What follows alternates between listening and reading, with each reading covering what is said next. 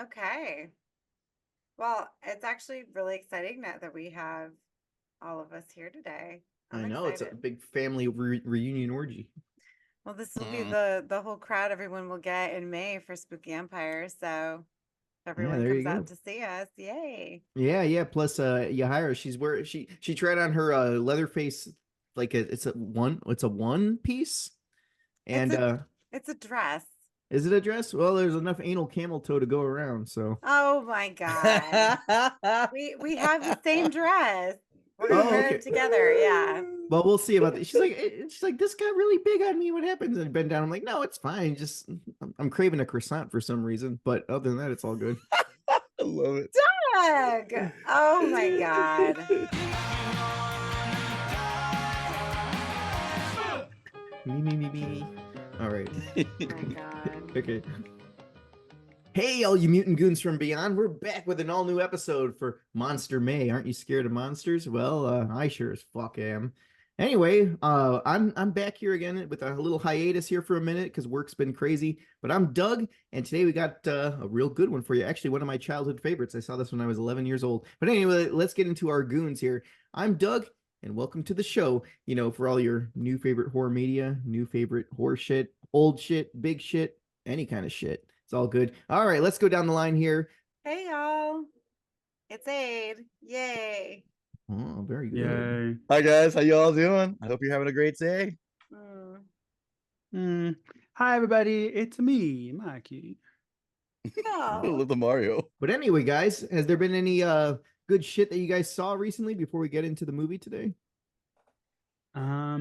No. I literally was just rewatching Queen of the Damned this morning before Oh, or before I put on this movie. So clearly there is no new horror media in my imminent future. that reminds me. Let me tell you about something that recently happened to me. Mm, As you know, I got mm. a haircut 2 weeks ago-ish. And my barber is not, I mean, he's young, but he's not like, Gen, whatever this generation is. He's like 26, 27. I don't know if you're listening. Hi, Andrew.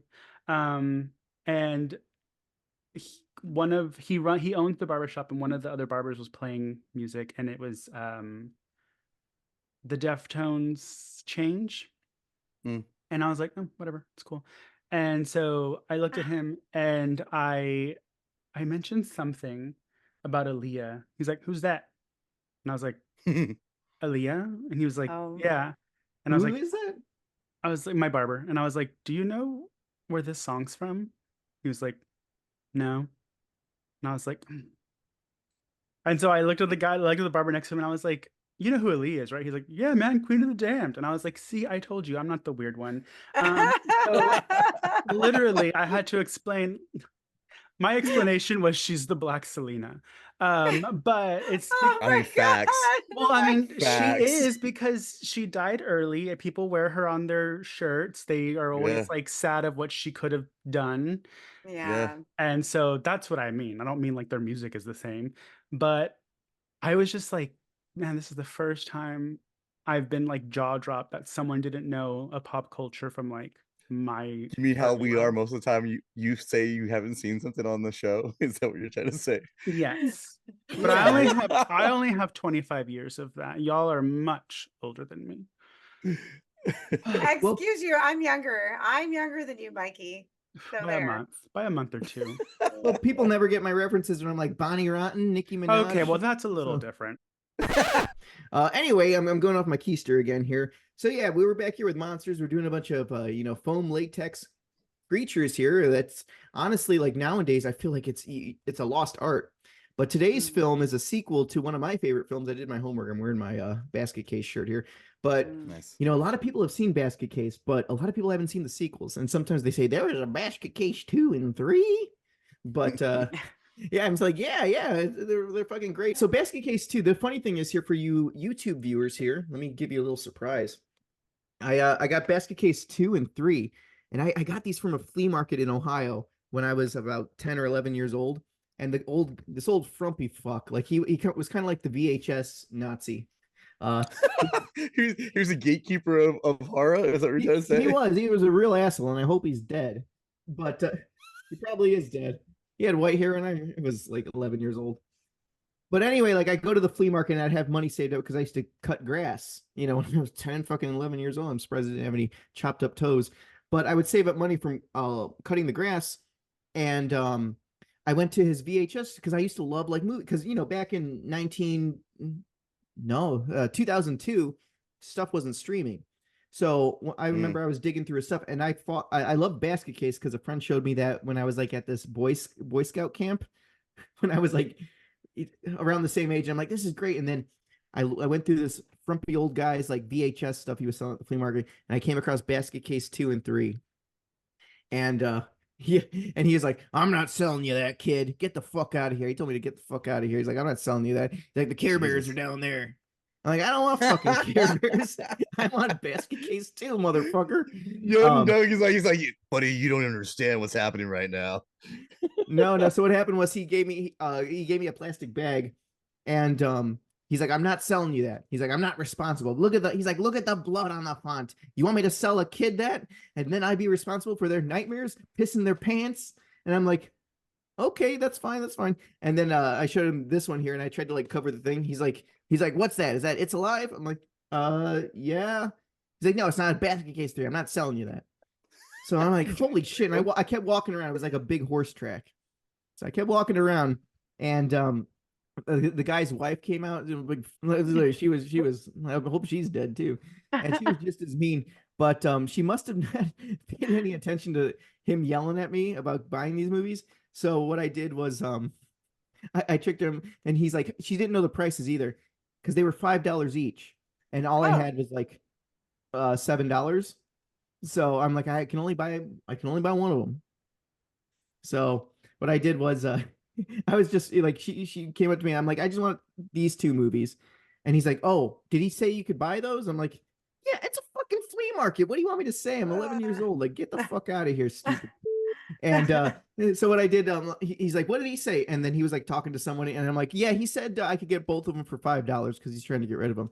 So he's like, oh, Harold said that? Okay. All right. Well, if you insist, here you go. So I gave him $5 and I got 2 and 3, and I ran.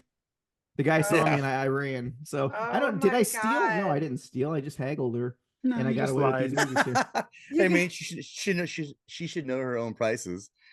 That doesn't sound like haggling, but I support a child's adventure in getting a VHS horror film, 2 of them. Mm-hmm.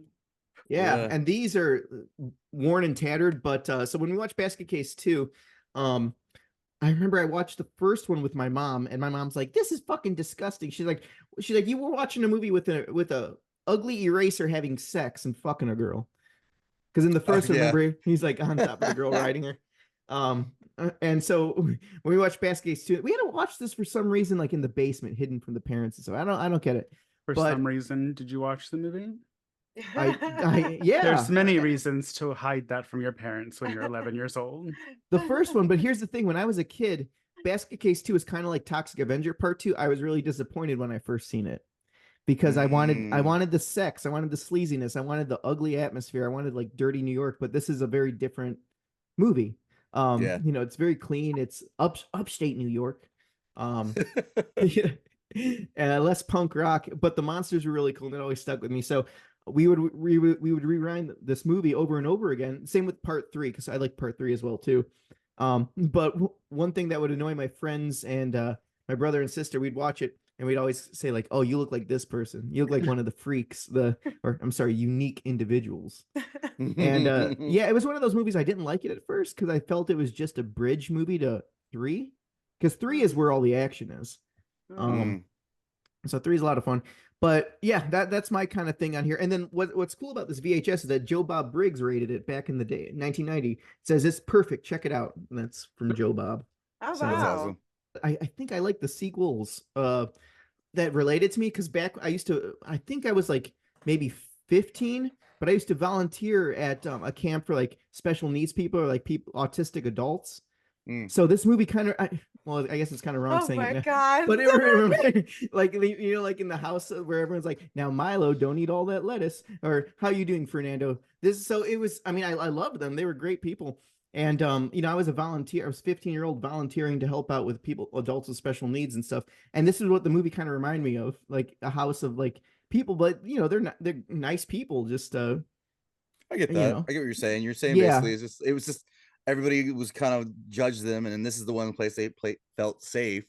And you know what I mean? It seemed more like a family oriented. Because that's kind of what it felt like. Was like she was like, here's a safe place for all my what other people would consider freaks, but I consider them family and just regular people. And you go by their name, not by what they're looking like. I get that. That makes sense. yeah, yeah. And I wasn't trying to be like mean or anything like that. But when I was, doing the volunteer stuff, I enjoyed working with those people.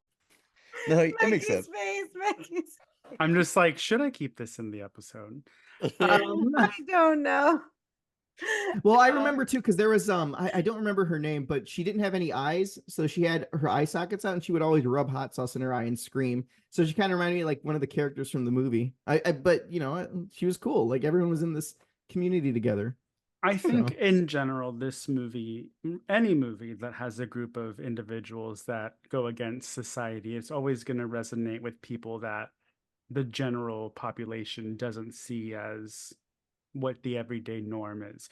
Gay people, trans people, special needs people, like anybody that feels ostracized from the main, especially right now when you're looking at trans people, drag queens, the white Republicans want to label them as pedophiles. And, with these people that have these abnormalities in the movie, they want to label them as monsters and murderous freaks. And it's like, it's not the case. So I get what you're coming from, Doug. yeah, no, it makes Yeah. sense. Yeah. And obviously the message of the film, if we're gonna dig a little deeper, is that it's really the person who is seemingly normal or looks the most normal, who's actually the most evil out of all of them, which in my opinion would be Dwayne. So, Sure. obviously, I thought you were gonna eh, say the bar scene, because I thought that bar scene was pretty cool. yeah, the bar Yeah. scene was great. I mean, he does make a lot of good points in there, but at the end of the day, like Dwayne still there throughout the film is like, I'm normal. I can get out of here. I can be free. And he was so like obsessed with what's her name with Susie until he realized that she wasn't what She was a freak. yeah, what he whatever considers normal, and then throws her out a fucking window. Like what? I So mean, it's very on par with going back to the whole gay thing. There's people that, like, whenever you're young and you're growing up and people, you meet these straight guys that are like, it's cool. Like, I really like, you're really cool, yada, yada, yada. And then, like, as things evolve, once they actually, like, get in a situation where, maybe they're not so straight and they freak out and literally they can kill you. So, like, Yeah. that's kind of what that reminded me of also. Dang, Trauma, way to cut so deep. Yeah. See, movies of the future. The original one, I feel, was like, this felt like a completely different movie. yeah. Like, the original one was more serious, more, I don't know how to explain it, It was but very just, dirty. Like, I saw it as a kid. I'm like, man, this is a filthy movie. yeah, It's it was yeah, less it's like Trauma, more basically. it's more artsy fartsy, I would say. And then in the beginning where it says this film belongs or is part of the Museum of Modern Art. So apparently Basket Case Part 1 is like Well, revered in some way. it's like a Rosemary's Baby kind of vibe to Basket Case, because I think because there's like because of the cinema Because they it's were a trying to do with basket. it. Yeah, yeah. I mean, I wasn't trying to go that route with it, What? but no, the seriousness role of it, like they were trying to have that be like some kind of like kind of a Frankenstein kind of ideal. That was like, from what I was gathering, what they were saying about Basket Case, it was supposed to be this like people who have like a baby with deformities and stuff like that. That was supposed to be, it was supposed to be like a serious kind of vibe to that idea of that, but in a horror type sense. At least that's what I thought initially. Oh, very eloquent. Oh my goodness. But interesting you said it, because I was literally like, when I was trying to describe how I felt Basket Case 1 was, I was like, I kind of want to say it was like Rosemary's Baby. Oh my God. No, it's not like that at all. Rosemary's it's Baby. because most of it takes place in an apartment building and it involves you. a child of some sort of evil.